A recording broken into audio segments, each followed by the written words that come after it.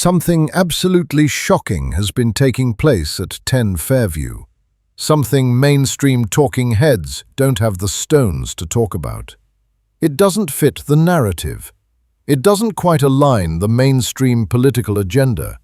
For something so explosive, developments that are so scandalous to be taking place right under our noses, that would make it look like the government doesn't have total control. Underground tunnels, though are quiet suburban towns? More on this later. But the shocking details behind these revelations, depending on who you are, could have you running to the bathroom to puke your brains out. You might, however, be moved to tears and start slowly clapping. If you don't have the stones to face the truth head-on, I would suggest you go back to watching Grey's Anatomy. The story begins in a quiet suburban town. A dog company. Nothing to see here, just taking care of dogs. Or so they thought. Mary Perry, at first appearance, may seem like your average dog business person. Behind the scenes?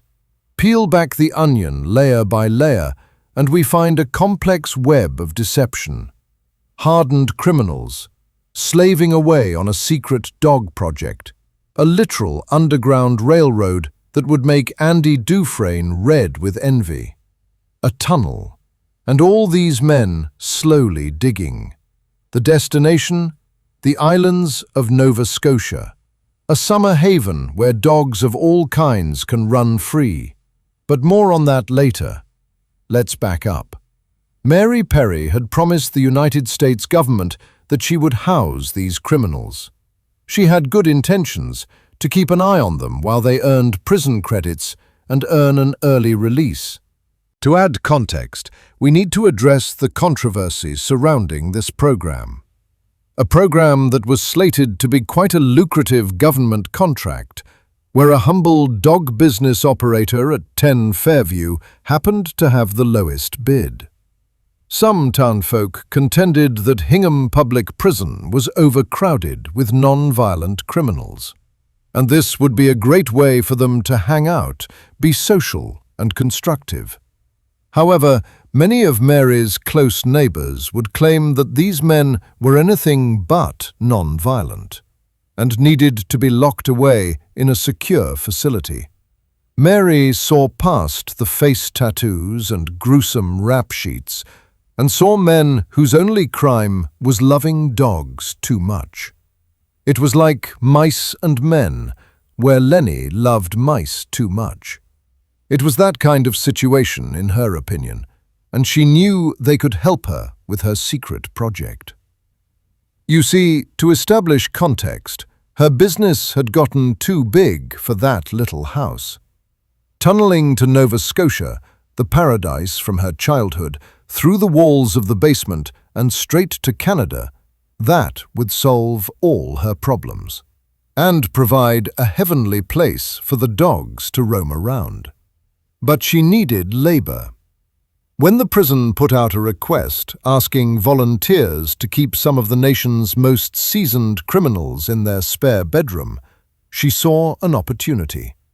She could promise these men freedom across the Canadian border in exchange for their time spent digging the tunnel. But there was one issue. Mal was one of the prisoners, and he had his own intentions of growing weed once they reached Canada. The neighbors smelled the weed and saw this as an opportunity to end her operation for good. However, before the feds could raid the basement at 10 Fairview, Elon Musk stepped in and did something that shook the quiet town and its concerned citizens. He offered to build a high-speed railway through the tunnel that the prisoners had so painstakingly crafted. Kamala Harris donated $5 trillion to the cause and was convinced that each of these men deserved freedom in Canada because they have big muscles, proving once and for all that all dogs can go to heaven. Now, cheerful barking can be heard echoing through the tunnels, along with the quiet hum of the railway, and the dog business is booming.